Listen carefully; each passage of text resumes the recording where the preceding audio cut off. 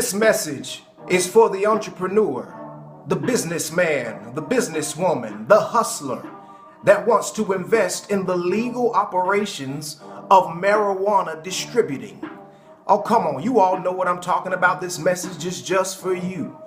Marijuana, cannabis, mean green, ganja, reefer, dro, loud, whatever you want to call it, America has had a love affair with marijuana, seems like since the beginning of our foundation. I mean, you can't go anywhere without noticing marijuana. Marijuana is in our movies, it's in our music, it's in our clothes, it's in our paraphernalia, it's in everything that we have surrounded ourselves with. And I'm telling you, today makes no difference. We are still dealing with this wonderful plant, some would say, that God made. You see, what's going on is we have a predicament here because the federal government has declared through the Controlled Substance Act that marijuana is illegal, regardless if it's medicinal purposes or recreational purposes. But we have some liberal, forward-thinking states that have said, you know what, forget about the federal government. My name is California, my name is Washington, my name is Colorado, and if my citizens want to use it for medicinal purposes or perhaps even recreational purposes, it's okay with us. We're going to use our constitutional rights that we've done within our state and make this thing legal. And so we found that it is such a touchy subject because everybody who lived in those states and surrounding states that wanted to get into the business, we find that we're dealing with some things. And I'm saying we like it's me. I'm gonna just be honest with y'all. I don't smoke weed. It's never been my thing, but I know some people who do. Okay, so look, this is what we have. We have a situation because in the Obama administration, we had a man by the name of James Cole. And yes, he was the deputy attorney general. And what was going on was he was understanding that we were in a time in which, hey, some of these states are doing their thing, even though we've said that it's illegal, they're going forth. And bottom line, he was saying we don't have the resources, even though big federal government is outlawing marijuana, we don't have the resources to go and try all of these cases. So what he did was he wrote this memorandum called the Cole Memorandum.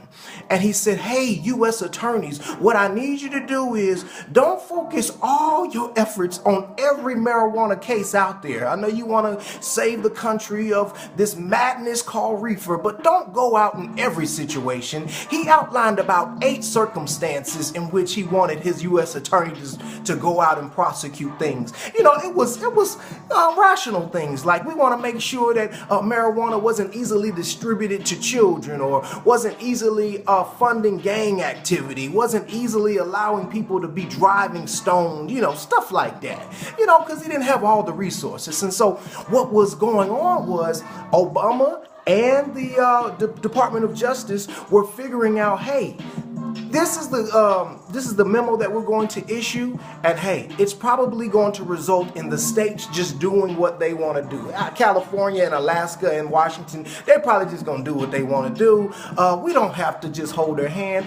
Hey, it just is what it is. That's how the chips are going to fall. So everybody was coasting along, and you had these documentaries about all of these weed dispensaries standing up and all of this money, this billion-dollar industry flourishing, and folks who were living in states that were not having recreational and medicinal weed be legal. They were trying to get in on this business, and everything looked like it was okay. But you know what? That was until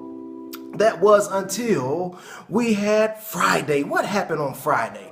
Friday is when the Attorney General, Mr. Jeff Sessions, rescinded, what's another word for rescind? Got rid of, deleted, erased, removed all of the language regarding those Cole Memorandum.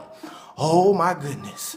We have a Democratic memorandum, Democratic administration's memorandum being published, being ousted by a Republican in today's age, and things were going crazy. And tonight's message is just trying to figure out what are the ramifications, because I know I got some hustlers out there, I got some business people out there, they're trying to get in this new wave of marijuana being legal, and they're trying to figure out has Jeff Sessions blown our high? So here I want to tell you something, my thoughts about this.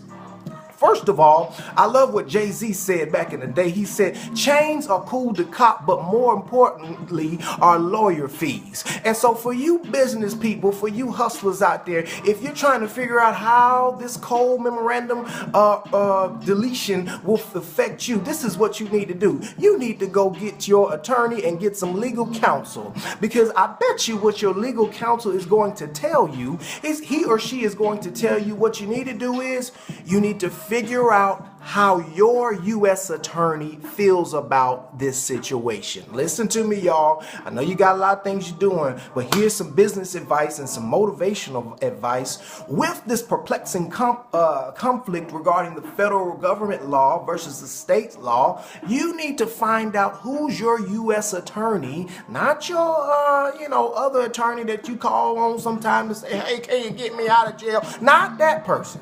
I'm talking about the U.S. attorney at the federal level who has been assigned to your state, in your district, in your region. You need to contact them and you need to figure out where is their stance on this rescission of the Cole Memorandum. You need to figure out what's going on. You need to figure out, is that attorney going to drop everything they're doing and go and prosecute you if they find that you have been involved in a federal law that has not been adhered to regarding marijuana? You need to figure out. You may find that there will be some U.S. attorneys that say, I don't have anything to do with prosecuting marijuana cases right now. I don't have time to do it. I got terrorism stuff I'm dealing with. I got money fraud stuff I'm dealing with. I got other stuff that I got to deal with. And you may find that be the case. Oh, but on the other side of the table, you may find that there's a U.S. attorney that says, hey, yes, my #1 agenda is to rid my region of drugs, and so anything that comes across my table regarding marijuana,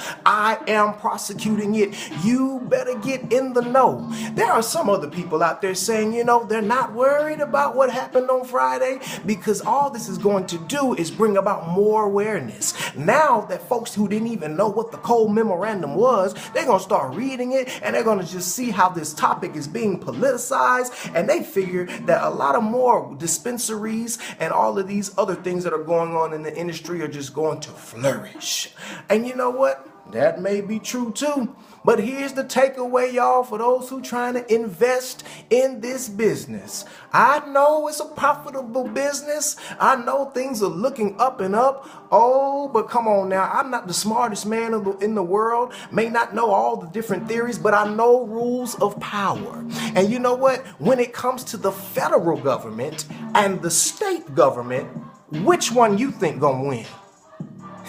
Oh, come on now. Some of y'all can take it to the street. Okay, if you were trying to align yourself with the biggest, baddest guy on the street versus the scrawniest, no weapons, no clientele, nothing on the street, who you gonna align with? Who has the most power?